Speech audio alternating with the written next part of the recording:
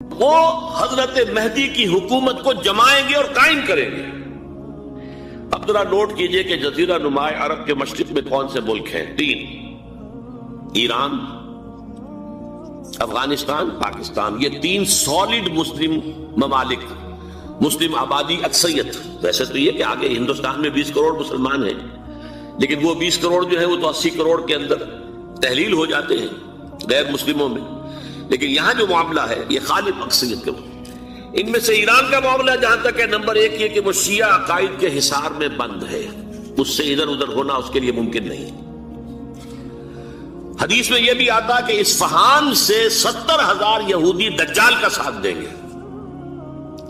لیکن بہرحال خراسان ایک صوبہ ہے افغانستان کا اس وقت بھی شمال مشرقی کونے میں، مجھے امید ہے وہاں سے خیر کی، کیونکہ خراسان کا لفظ وہاں پہ شامل ہے، اور حضور کی حدیث میں بعد میں آپ کو سناؤں گا کہ خراسان سے فوجیں چلیں گی جو یروشلم کو دوبارہ حاصل کریں گی، فتح کریں گی۔ جیسے پہلے یروشلم کھویا عربوں نے تھا، دوبارہ حاصل کیا تھا کرد نے، کرد خون صلاح الدین ایوبی رحمت اللہ علیہ، ایسے اب پھر عربوں نے کھویا ہے، لیکن لینے والے خراسان سے لشکر آئیں گے۔ یخرج من خراسان رایات سود لا یردھا شیء حتی تنصب بإیلیا، خراسان کے علاقے سے کالے علم لے کر لشکر چلیں گے جن کے رخ کو کوئی موڑ نہیں سکے گا جب تک کہ وہ جا کر یروشلم میں نصب نہ ہو جائے۔ اس کے بعد نام آتا ہے پاکستان کا۔ یہ ہے میری اور آپ کی داستان، اور یہ ہے سبب جس کی وجہ سے کہ میں آپ سے یہ گفتگو کر رہا ہوں۔ اصل میں تو کس لیے؟ محض ایک علمی استفادہ، محض اپنی بات آراء کو ظاہر کرنے کا شوق نہیں، بلکہ یہ کہ اپنی ذمہ داری ہم پہچانے کہ ہم کس مقام پر کھڑے ہیں۔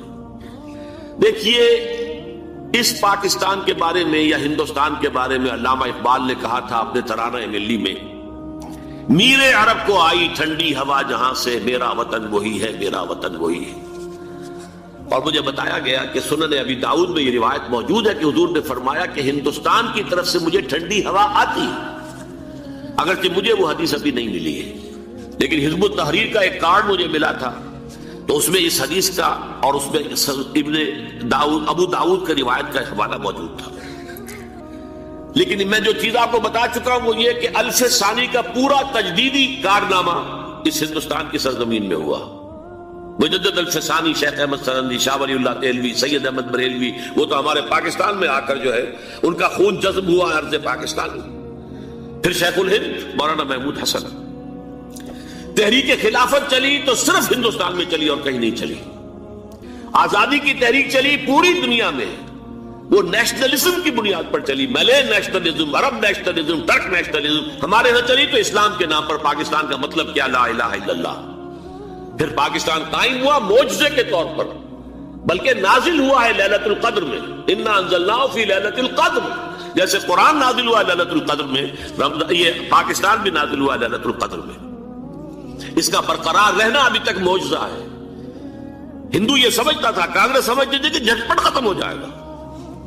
پھر یہ کہ اس کا قرارداد مقاصد کا پاس ہو جانا، مزید بھی اور اضافی دفعات دستور میں آ جانا، اب کمرشل انٹرسٹ کو ربا قرار دے کر حرام قرار دینا، یہ سارے لینڈ مارکس ہیں کہ جو اشارہ کر رہے ہیں کسی چیز کی طرف، معاملہ کدھر جا رہا ہے۔ پھر یہ کہ یہ جو 14ویں صدی کے مجدد تھے شیخ الہند، اس کے بعد سے کچھ ایسی شخصیتیں عظیم پیدا ہوئی ہیں ہند میں، جن کو میں سمجھتا ہوں کہ 14ویں صدی کے مجدد اور 15ویں صدی کے مجدد کے درمیان، یہ 15ویں صدی کے مجدد کی راہ کو سیدھا کرنے والے، جیسے کہ حضرت یحییٰ نے کہا تھا میں تو آنے والے کا راستہ سیدھا کر رہا ہوں حضرت عیسیٰ کے لیے، ایسے ہی 15ویں صدی کے لیے امام مہدی کے لیے راستہ صاف کرنے والے سب سے پہلے علامہ اقبال، جنہوں نے اسلام کا تصور دین کی حیثیت سے دوبارہ زندہ کیا ہے، ورنہ اسلام ایک مذہب کی شکل اختیار کر چکا تھا۔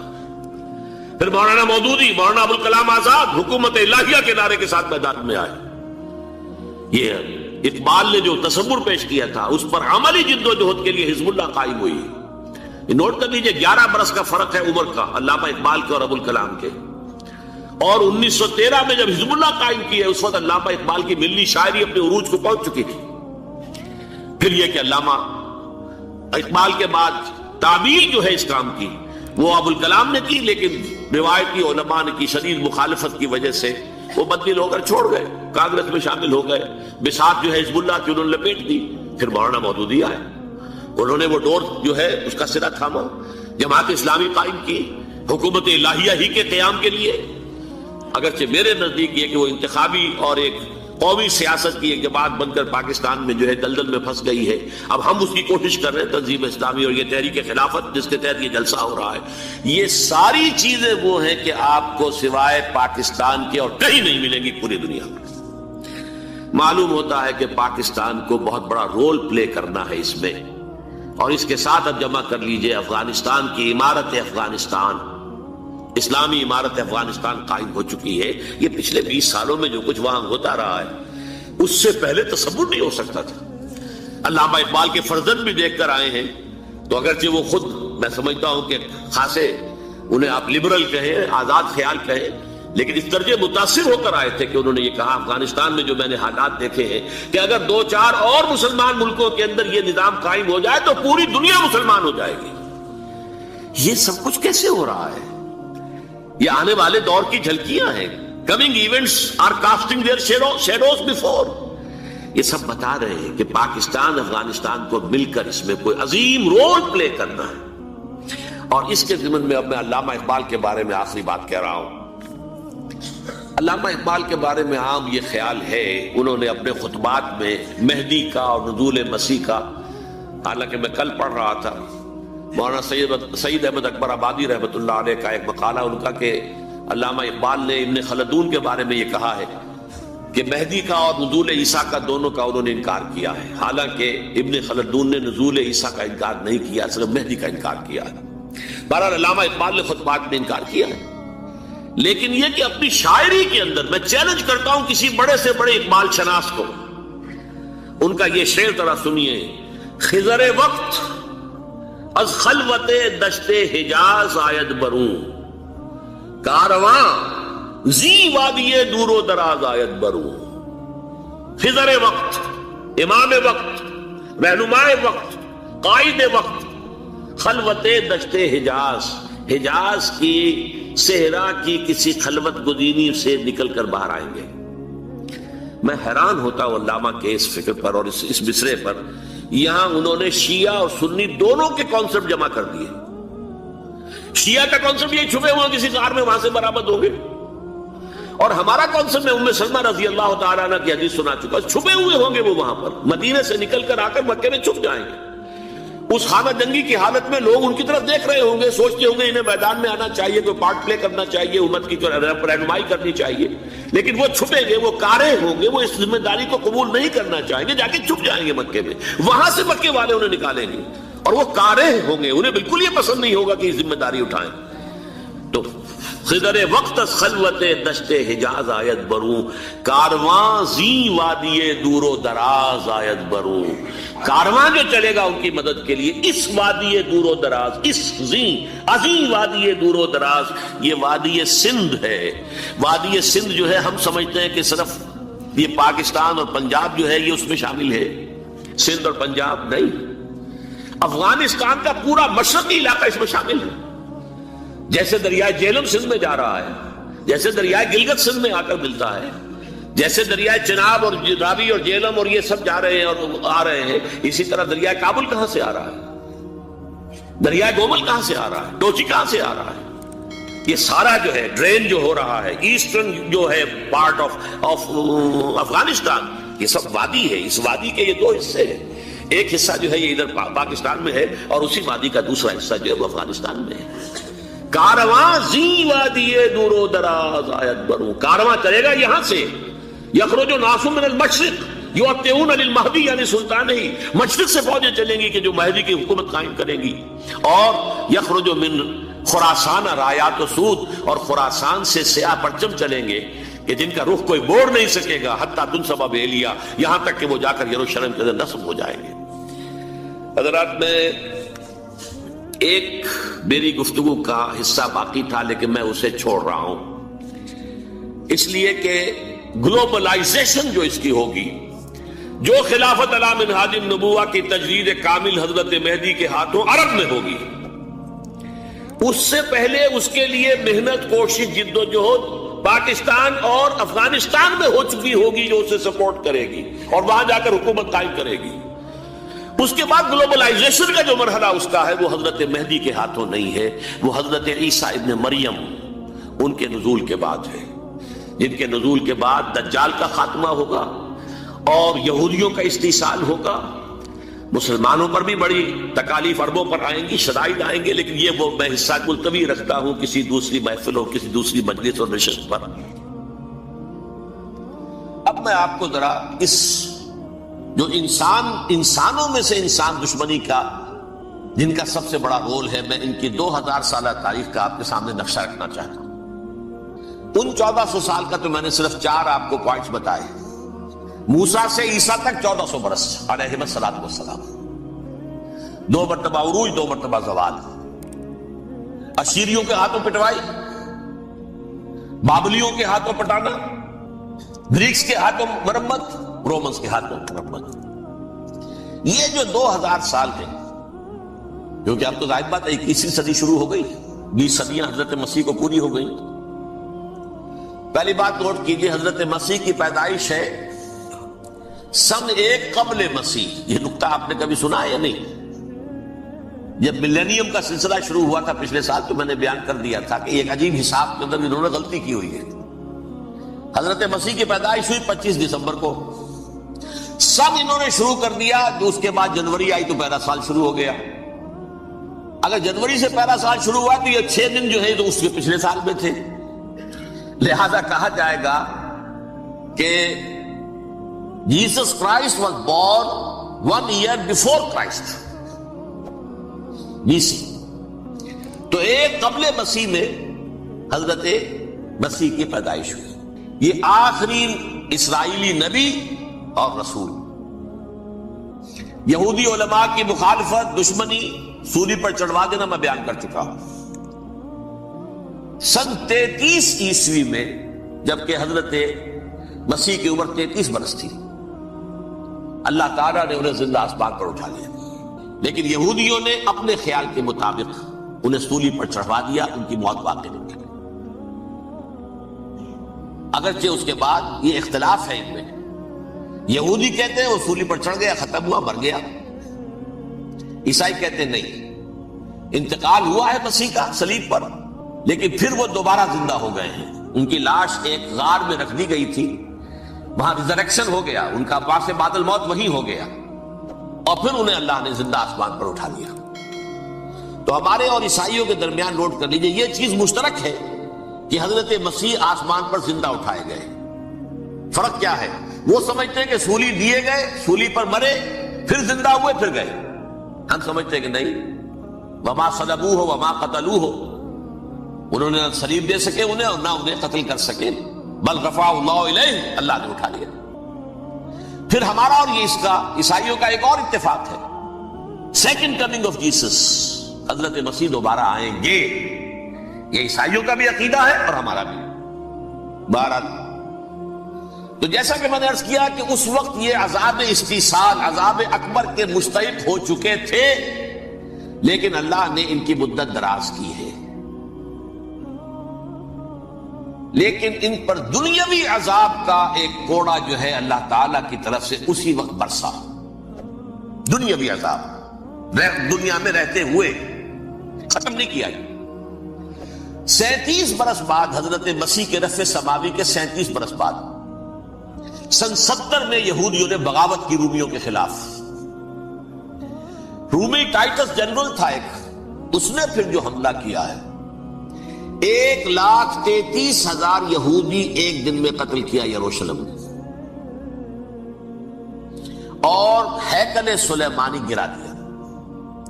وہ ہیکل پہلے بھی گرا تھا، پہلے 1400 سال کے دوران میں بھی نبوکدنضر نے گرایا تھا، لیکن پھر اس کے 150 سال بعد انہوں نے دوبارہ بنا لیا تھا، اس لیے وہ اسے سیکنڈ ٹیمپل کہتے ہیں۔ پہلا ٹیمپل جو حضرت سلیمان نے بنایا تھا، نبوکدنضر نے گرا دیا 587 قبل مسیح میں، پھر دوبارہ انہوں نے 150 سال کے بعد بنا لیا۔ وہ اس تاریخ کا حصہ ہے، میں نے جس کے بارے میں آپ کو تفصیل نہیں بتائی۔ اس میں یہ ہوا سن 70 میں وہ گرا دیا گیا، وہ آج تک گرا پڑا ہوا ہے۔ نمبر 2 یہ کہہ دیا گیا کہ یہودیوں اس ارض فلسطین سے نکل جاؤ، تم یہاں نہیں رہ سکتے ہو۔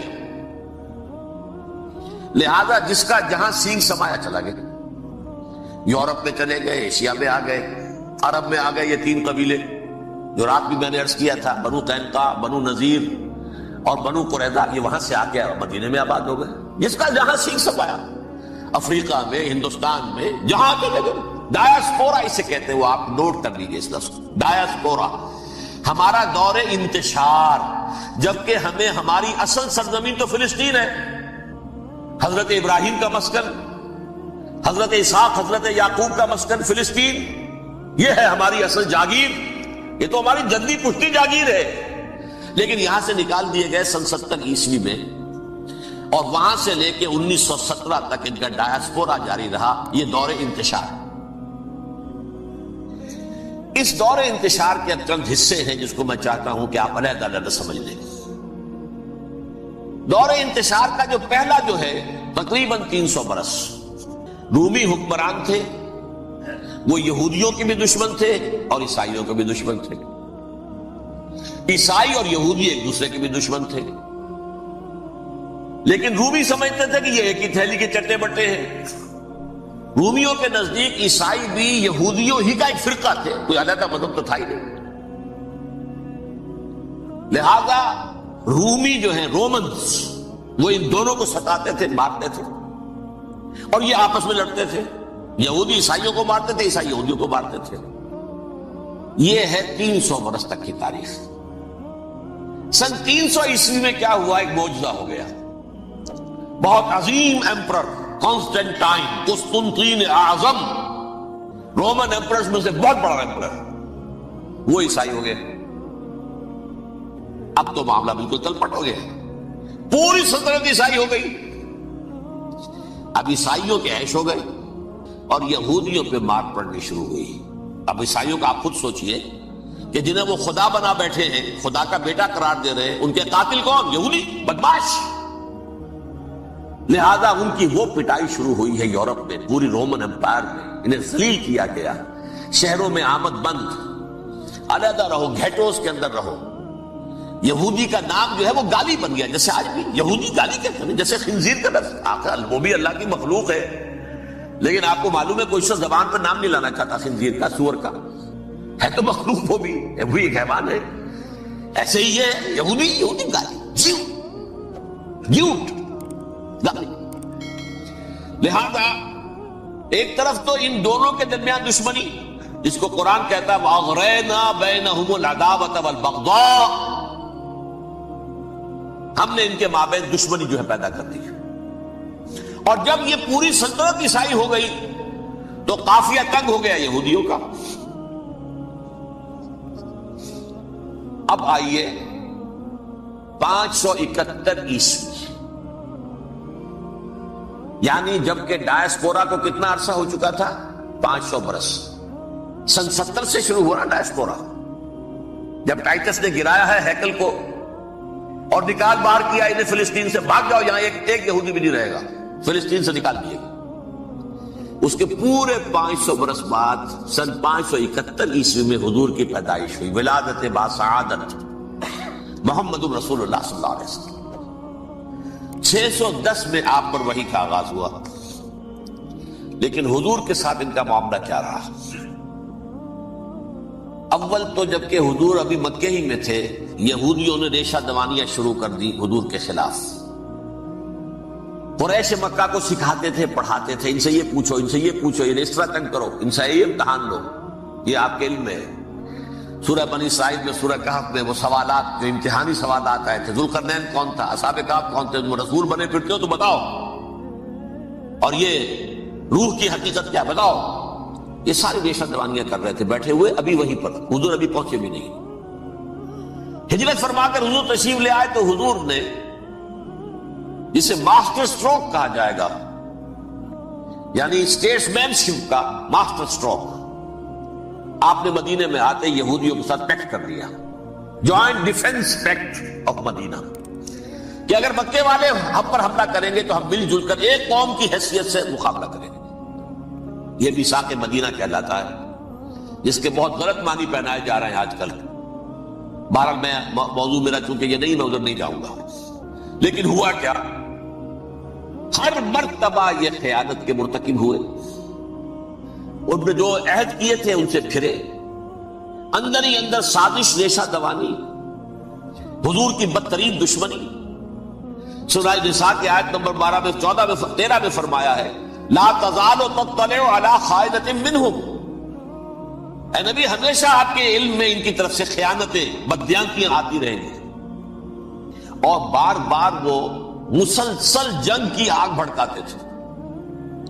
قریش کو دعوت دیتے آؤ آؤ آؤ ہم اندر سے بغاوت کر دیں گے، تم آؤ تو صحیح، ختم کریں محمد کو اور اہل ایمان کو صلی اللہ علیہ وسلم ورضی اللہ تعالی عنہم اجمعین۔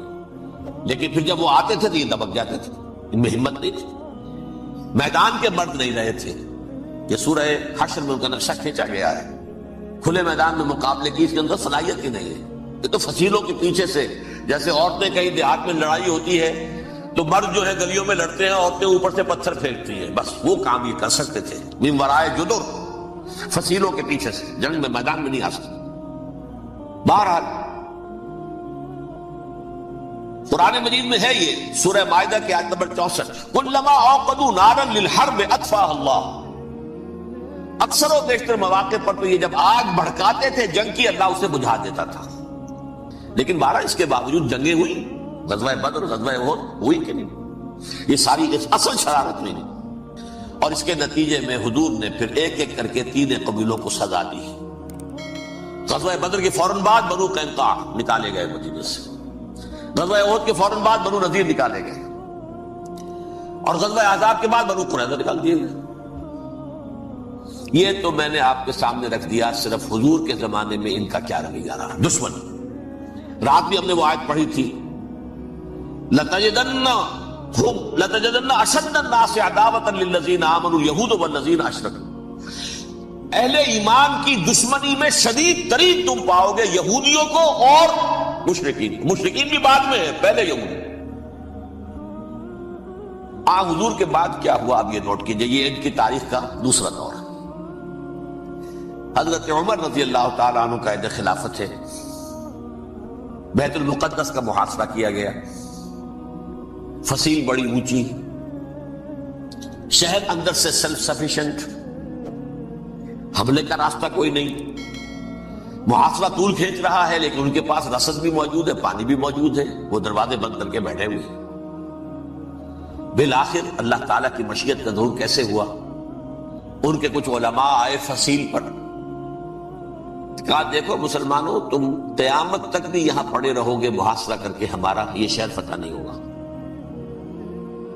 ہاں ایک درویش بادشاہ کے ہاتھوں یہ شہر فتح ہونا ہے، لیکن تمہارے اندر ہمیں وہ نظر نہیں آ رہا۔ ابو عبیدہ بن الجراح رضی اللہ تعالی عنہ امین هذه الامہ، ان کا فوراً ذہن گیا وہ درویش بادشاہ مدینے میں بیٹھا ہوا ہے عمر رضی اللہ تعالی۔ اب ایک اور عمر بھی ہے جو قندھار میں بیٹھا ہے، نقشہ وہی ہے، سادگی کی حد تک نقشہ وہی، بالکل وہی، اپنی آنکھوں سے دیکھا ہے وہی سادہ۔ عمر اول عمر ثانی تھے عمر بن عبد العزیز۔ اب ایک اللہ کے فضل سے اللہ تعالیٰ ایدہ اللہ بنصرتہ، اللہ تعالیٰ ان کی نصرت فرمائے، دشمنوں کو ان کے مقابلے میں نیست و نابود کرے۔ انہوں نے ریکویسٹ بھیج دی کہ حضور تشریف لائیے، یہ شہر فتح ہو جائے گا۔ وہ ہے سفر تاریخی، اتنا طویل سفر، تقریباً 700 میل، ایک اونٹ، ایک خادم، ایک منزل میں امیر المومنین اوپر بیٹھے، خادم آگے چل رہا ہے، اگلی منزل پہ خادم اوپر بیٹھا ہے، امیر المومنین آگے جا رہا ہے۔ اور جب پہنچے ہیں تو وہ باری تھی خادم کی، انہوں نے ہاتھ جوڑ دیا حضور خدا کے لیے تم کیا کہیں گے لوگ، وہ میرا برا حال کر دیں گے، تمہیں شرم نہیں آئی، امیر المومنین پیدل آگے چل رہے ہیں، نکیل پکڑ کر، اور تم بیٹھے ہو اوپر براجمان ہو۔ حضرت عمر فرمایا دور نہیں، باری تمہاری ہے، بیٹھ۔ اس حال میں پہنچے ہیں، اور پھر یہ کہ ابو عبیدہ بن الجراح آئے ہیں، استقبال کیا ہے تو دیکھا ہے اس حال میں چلے آ رہے ہیں، عمر نکیل پکڑے ہوئے چلے آ رہے ہیں، اور کہتے ہیں کہ کہیں کیچڑ ویچڑ تھا، جوتے خراب ہو گئے تھے، وہ بھی اتار کے ہاتھ میں پکڑے ہوئے، کپڑے تو تھے ہی پھٹے ہوئے۔ انہوں نے کہا کہ حضرت ابو عبیدہ نے دیکھیے یہ بڑا متمدن ملک ہے، بڑا مہذب علاقہ ہے، یہ آپ ذرا حلیہ اپنا درست فرما دیں تب جا کے پیش ہم آپ کو کریں گے۔ آپ نے فرمایا نحن قوم اعزنا اللہ بالاسلام، ہم وہ قوم ہیں جنہیں اللہ نے عزت دی ہے اسلام کے ذریعے سے، کپڑوں کے ذریعے سے نہیں، دولت کے ذریعے سے نہیں۔ اسی حال میں گئے ہیں، اوپر سے انہوں نے کھڑے ہو کر نشانیاں دیکھی ہیں، اپنی کتابیں کھولی، ہاں یہ وہی ہے، اچھا لو جی سرنڈر، شہر تمہارے ہاتھ میں۔ خون کا ایک قطرہ نہیں بہا اور بیت المقدس فتح ہو گئی۔ لیکن اس وقت حضرت عمر نے ایک نرمی یہ کی کہ یہودیوں کے لیے بھی اسے اوپن سٹی قرار دے دیا۔ یہ احسان عظیم حضرت عمر کا، اس سے پہلے یہودی آ ہی نہیں سکتا تھا، داخل ہی نہیں ہو سکتا تھا، وہاں وہ آ کر وزٹ نہیں کر سکتا تھا، زیارت نہیں کر سکتا تھا اپنے مقدس مقامات کی۔ حضرت عمر نے یوں سمجھیے کہ تقریباً 550 برس کے بعد ان کے لیے راستہ کھولا ہے کہ ہاں تم آ سکتے ہو، زیارت کر سکتے ہو۔ لیکن یہ عیسائیوں نے لکھوایا معاہدے کے اندر، انہیں یہاں آپ آباد ہونے کی اجازت نہیں دیں گے، لیکن کم وزٹ دی پلیسز، دیکھیں زیارتیں کریں اور جائیں۔ یہ معاہدہ حضرت عمر کا ہے رضی اللہ تعالیٰ عنہ، جو پھر خلافت راشدہ کے بعد بنو امیہ نے بھی اس کو آرڈر کیا، بنو عباس نے کیا۔ پھر جو ہمارے یہ ترکوں میں اندر خلافت آئی تو ترک خلفاء نے بھی اس معاہدے کی پوری پابندی کی۔ فلسطین میں آ سکتے ہیں یہودی، صرف زائرین کی حیثیت سے، وہاں آباد نہیں ہو سکتے۔ اب آئیے اگلا دور آیا حضرت عثمان کا دور خلافت۔ یہ ہے وہ وقت کہ اب یہود نے امت مسلمہ کی پیٹھ میں چھرا ٹھوکا۔ وہ کیسے؟ ایک یہودی عبداللہ ابن سبا اسلام کا لبادہ اوڑھ کر آ گیا، معاشرے کا جائزہ لے لیا، ان میں بنو ہاشم اور بنو امیہ میں جو پرانی کشاکش تھی اس کے کچھ نہ کچھ جراثیم باقی ہیں، اگر ان کو ذرا بھڑکا دے تو مسلمانوں میں انتشار پیدا ہو گیا۔ کہا یہ عثمان کون ہے؟ یہ تو بنو امیہ میں سے ہے، یہ حق تو بنو ہاشم کا ہے، خلافت ان کے پاس ہونی چاہیے، محمد کے تو رشتہ دار وہ ہے صلی اللہ علیہ وسلم۔ عوام الناس کے اندر بات پھیلنی شروع ہوئی، پھر ایک بڑی سازش کے انداز میں حضرت عثمان کے خلاف پروپیگنڈا، حضرت عثمان کے جو عاملین تھے، گورنر تھے، ان کے خلاف پروپیگنڈا، اور ایسی ہوشیاری کرتے تھے کہ کوفے میں کوفے کے حاکم کے خلاف کچھ نہیں کہنا، اجی مصر میں یہ ہو رہا ہے، اجی شام میں یہ ہو رہا ہے، اجی یہ جو عثمان ہے وہ یہ کر رہا ہے، یہ ظلم ہو رہا ہے، یہ لوٹ مار ہو رہی ہے، یہ خیانتیں ہو رہی ہیں۔ اب نہ تو اس زمانے میں مینز آف کمیونیکیشن، کیسے تصدیق کریں؟ افواہیں تو آپ آج کراچی کے اندر شروع ہو جائے تو پتہ نہیں چل سکتا کسی کو کہ کیا اس میں صداقت ہے کیا جھوٹ ہے، اور بری بات جو ہے فطرت انسانی کی کمزوری ہے، وہ فوراً قبول کرتا ہے، کسی کے بارے میں اچھی بات ماننے کو تیار نہیں ہوتا، لیکن بری بات تو فوراً دیا۔ بہرحال یہ فتنہ انہوں نے اٹھایا، حضرت علی کی الوہیت کا فتنہ اٹھایا، حضرت عثمان کے خلاف الفتنۃ الکبریٰ برپا کیا، حضرت عثمان شہید ہوئے۔ اس کے بعد 5 برس تک مسلمان ایک دوسرے کی گردنیں کاٹتے رہے، باہمی خانہ جنگی ہوئی، امت کو وہ زخم لگایا ہے جو آج تک جس سے خون رس رہا ہے۔ یہ شیعان عثمان اور شیعان علی تھے جو بعد میں پھر سنی اور شیعہ ہو، اور آج تک فتنہ کس نے جگایا؟ ایک عبداللہ ابن سبا یہودی اور اس کے کارندے، شیطان کا ایجنٹ، اور انسانوں میں سے بھی اس کے جو بھی حواریین تھے اور شیطانوں کے اندر سے بھی تھے، انہوں نے بھی اس آگ کو بھڑکایا۔ یہ آپ سوچ لیجئے کہ یہ کس نے وہ زخم لگایا؟ یہودی۔ اگلا دور آیا، خلافت راشدہ ختم ہوئی، بنو امیہ کا بھی دور کافی گزر گیا۔ طارق ابن زیاد 712 عیسوی میں حملہ کرتے ہیں اسپین پر۔ اسپین اس وقت عیسائیت کا بہت بڑا گڑھ، بڑے کٹر ترین عیسائی جو ہے وہ اسپین میں تھے، لہذا یہودیوں کی وہاں بہت پٹائی ہوتی تھی، بہت پٹائی ہوتی ہے، میں بتا چکا ہوں، دشمنی تھی ان کی تو چلی آ رہی تھی عیسائیوں کے ہاتھوں یہودیوں کی، وہ تو سن 300 عیسوی سے ایمپرر کانسٹنٹائن کے بعد سے شروع ہو گئی تھی۔ اس حوالے سے یہودیوں نے اس وقت چالاکی یہ برتی، کچھ راستے واسطے بتائے، کچھ مدد کی طارق ابن زیاد کی۔ طارق ابن زیاد نے انہیں اپنا محسن سمجھا، ہسپانیہ فتح ہو گیا تو یہودی چونکہ محسنین کی فہرست میں آ چکے تھے، انہیں بہت اقتدار نصیب ہوا، بڑی سپورٹ مسلمانوں نے دی۔ ان کے بڑے بڑے علماء جو اسی دور کے اندر پیدا ہوئے، بڑے بڑے تھنکرز ان کے اسی دور میں پیدا ہوئے۔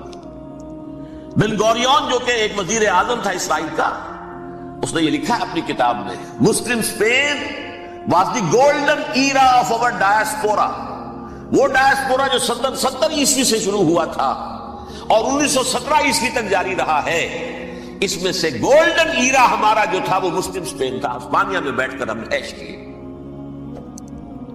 لیکن وہاں سے انہوں نے اور جو کچھ کیا، یہ تو داستان کے تو بہت سے گوشے ہیں، لیکن میں جس اسٹریٹ لائن میں چل رہا ہوں اس کے اعتبار سے ایک بات سمجھ لیجیے، وہاں بیٹھ کر انہوں نے اب عیسائیت کی پیٹھ میں چھڑا کھوپا، پروٹیسٹنٹ مذہب پیدا کیا، تقسیم کر دیا، جیسے شیعہ سنی کی تقسیم، عبداللہ ابن سبا، رومن کیتھولک اور پروٹیسٹنٹ کی تقسیم، یہودی علماء۔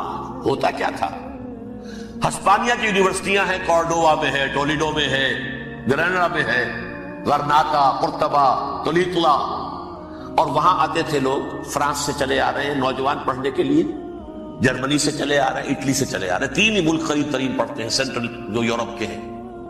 یہاں پر جو ہے وہ اسلام جو نور پھیلا رہا تھا اس سے بھی مستفیض ہوئے، جہالت کے جو ہے پردے ان کے وہ چھٹے، اس کے ساتھ ہی وہ یہودی وہاں ان کے اندر جو جراثیم داخل کر رہے تھے وہ اس عیسائیت کے خلاف بغاوت تھی جو اس وقت دنیا میں عیسائیت اس وقت تھی، پوپ کا راج تھا دنیا میں اس وقت۔ یورپ میں جو عیسائیت تھی اس میں ایک طرف بادشاہ تھے، لیکن بادشاہوں کی حیثیت وہاں پر یوں سمجھ لیجئے کٹ پتلیوں کی تھی، اصل قوت پوپ کے ہاتھ میں تھی۔ اور پوپ کو انہوں نے جیسے قرآن نے کہا اتخذوا احبارهم ورهبانهم اربابا من دون اللہ، چونکہ سینٹ پال نے شریعت موسوی ساقط کر دی تھی تو اب شریعت تھی ہی نہیں، پوپ کو اختیار تھا جس چیز کو چاہے حلال قرار دے دے، جس چیز کو چاہے حرام قرار دے دے۔ اتخذوا احبارهم ورهبانهم اربابا من دون اللہ۔ انہوں نے کہا صاحب یہ پوپ کس بلا کا نام ہے، یہ بھی انسان ہے، بات تو ٹھیک تھی نا، اصل حیثیت تو کتاب کی ہونی چاہیے نا، ڈیوائن بک، دی ریویلڈ اسکرپچر، لہذا یہ کتاب ہر شخص پڑھ سکتا ہے، کوئی پوپ کے باپ کو جو ہے کوئی اس کے لیے پروپرائٹری رائٹس تو نہیں ہے کہ صرف پوپ پڑھ سکتا ہے یا پادری پڑھ سکتے ہیں، ہم بھی پڑھ سکتے ہیں، ہم بھی سمجھ سکتے ہیں۔ یہ باتیں تھی کہ جن کو بڑھا چڑھا کر بیان کر کے اور پوپ کا اقتدار ختم کرا دیا اور توجہ مرکوز کر دی بائبل کی طرف۔ اب بائبل میں بڑا حصہ تو اولڈ ٹیسٹامنٹ کا ہے،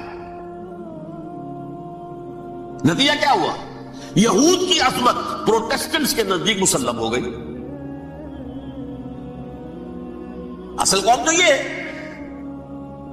وہ دشمنی بدلی کہ نہیں بدلی، موسیٰ کے امتی یہ ہے، تورات موسیٰ کو دی گئی، ابراہیم کی نسل یہ ہے، لہذا وہ جو دشمنی تھی، جو عداوت تھی کہ ہمارے خدا کو سولی چڑھانے والے ہیں یہ بدماش، اس کا ازالہ ہوا۔ اس پروٹیسٹنٹ مذہب کے نتیجے میں یہ میں اب آپ کو بتاتا ہوں کہ ایک نتیجہ وہ نکلا ہے جسے برٹرنڈ رسل نے بیان کیا ہے، اس کی کتاب ہے ان پریز آف آئیڈلنس، صفحہ 108۔ وہ لکھتا ہے کہ Christians retaining the Judaic belief in a special revelation added to it the Roman desire for worldwide domination and the Greek taste for metaphysical subtleties. The combination produced the most fiercely persecuting religion that the world has yet known. یہ تین چیزیں آ کر عیسائیت میں مل گئی۔ ایک تو جب یہ اولڈ ٹیسٹمنٹ جو ہے وہ ان کے ہاتھ میں آ گئی، اور اس کے میں کچھ آپ کو بتا دیتا ہوں کہ اولڈ ٹیسٹمنٹ کی تعلیمات، کیونکہ یہ اولڈ ٹیسٹمنٹ جو ہے یہ محرف تھی، اصل تورات تو گم ہو گئی تھی 587 قبل مسیح میں، جب پہلی مرتبہ ہیکل جو ہے تباہ ہوا ہے اس وقت ختم ہو گئی تھی۔ اس کے کوئی 150 سال کے بعد انہوں نے یادداشتوں سے مرتب کر کے لکھی ہے، اب اس میں ان کے اپنے خیالات، اپنے امانی، اپنی توجیحات وہ شامل ہو گئی۔ لہذا میں آپ کو حوالے دیتا ہوں، اس کتاب کے اندر مظالم کی جو تعلیم دی گئی ہے، اہل کتاب نے اپنے مظالم قتل عام کے جواز کے لیے تورات میں تبدیلیاں کی اور پیغمبروں پر دہشت ناکی اور بدترین حرام کاری کے الزامات لگائے. سنیے، پہلا حوالہ ہے یہ گنتی باب 31 آیات 17-18. اس لیے ان بچوں میں جتنے لڑکے ہیں سب کو مار ڈالو، اور جتنی عورتیں مرد کا منہ دیکھ چکی ہیں ان کو بھی قتل کر ڈالو، لیکن ان لڑکیوں کو جو مرد سے واقف نہیں اور اچھوتی ہیں اپنے لیے زندہ رکھو. یہ کسی اللہ کی کتاب کا یہ جملہ ہو سکتا ہے؟ کسی ریویل بک کا؟ اور سنیے، یہ ہے استثناء ڈیٹرانومی باب 20 آیت 16-18. پر ان قوموں کے شہروں میں جن کو خداوند تیرا خدا میراث کے طور پر تجھ کو دیتا ہے، کسی ذی نفس کو جیتا نہ بچا رکھنا، جیسا خداوند تیرے خدا نے تجھ کو حکم دیا بالکل نیست کر دینا. مرد، عورتیں، بچے، بوڑھے سب ختم. یہ کتاب مقدس ہے. اور سنیے، سموئیل باب 27 آیت نمبر 9. اور داؤد نے اس سرزمین کو تباہ کر ڈالا اور عورت مرد کسی کو جیتا نہ چھوڑا. نمبر 4، ان سب آباد شہروں کو ماں، عورتوں اور بچوں کے بالکل نابود کر ڈالا. کتاب استثناء باب 3 آیت 6. یہ ہے جو کہہ رہا برٹرینڈ رسل، کرسچینٹی میں آ کر بھی 3 چیزیں شامل ہو گئی. ایک تو یہ باربیرین، یہ تعلیم جو ہے، اور یہ مذہب کے نام پہ تعلیم، یہ کتاب مقدس کی تعلیم. نمبر 2، رومنز کے اندر جو ایک تمنا تھی ورلڈ ڈومینیشن کی، وہ عیسائیت کے اندر آ گئی. اس لیے کہ پوری رومن امپائر جو ہے عیسائی ہو گئی، اسے وراثت کے اندر ورلڈ ڈومینیشن کی جو ایک تمنا تھی وہ مل گئی. اور پھر یہ کہ انہوں نے جو توہمات تھے یونانیوں کے، ان کو بھی اپنے ہاں مختلف شکلوں کے اندر جمع کر لیا. ان 3 چیزوں کا the combination produced the most fiercely persecuting religion that the world has yet known. اس کے نتیجے میں دنیا میں تاریخ انسانیت کے اندر جو بدترین خوخار ترین مذہب ہو سکتا ہے وہ شکل عیسائیت نے اختیار کی. اور اس کا مظہر عتم کیا تھا نوٹ کیجئے، صلیبی جنگیں. ایک بات ٹائم ٹیبل کے اعتبار سے نوٹ کر لیجئے گا. فرسٹ ملینیم ختم ہوا، سیکنڈ شروع ہوا. ان کے 1000 سال ختم ہوئے تو 11ویں صدی میں سیکنڈ ملینیم شروع ہوا، تو پہلی صلیبی جنگیں ہوئی. لاکھوں مسلمان قتل کیے. صرف یروشلم کے اندر اتنا خون بہایا ہے کہ خود ان کے ہسٹورینز لکھتے ہیں کہ جب ان صلیبیوں نے، جب گھوڑوں کے ساتھ وہ چل رہے تھے گلیوں میں، تو ان کے گھوڑوں کے گھٹنوں تک خون کی ندی بہ رہی تھی. جہاں سے گزرے ختم کرتے چلے گئے، آبادیاں کی آبادیاں ختم ہوئی. اگرچہ اس کروسیڈ میں گیہوں کے ساتھ گھن بھی پسا، یہودی بھی بہت مارے گئے. یہ فرانس سے، جرمنی سے جب یہ کروسیڈرز آ رہے تھے 3000 میل کا سفر طے کر کے آئے تھے. سوچئے تو صحیح، اربن ثانی پوپ جو تھا آگ لگا دی تھی اس نے پورے یورپ کے اندر. شرم سے ڈوب مرو، تمہارے مقدس علاقے مسلمانوں کے ہاتھ میں. انفیڈلز، یہ کافر، یہ مرتد، یہ ملحد. مسیح جہاں پیدا ہوا، مسیح کو جہاں سولی دی گئی، وہ کہاں ہے؟ ان کے ہاتھ میں.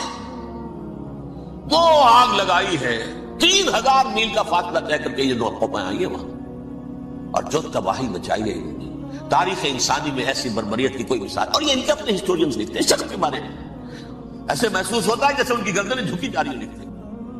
اگرچہ بھٹکے ہوئے ہیں لیکن کبھی بھولی ہوئی منزل بھی یاد آتی ہے راہی کو، اور بھٹکے ہوئے آہو کو پھر سوئے حرم لے چل.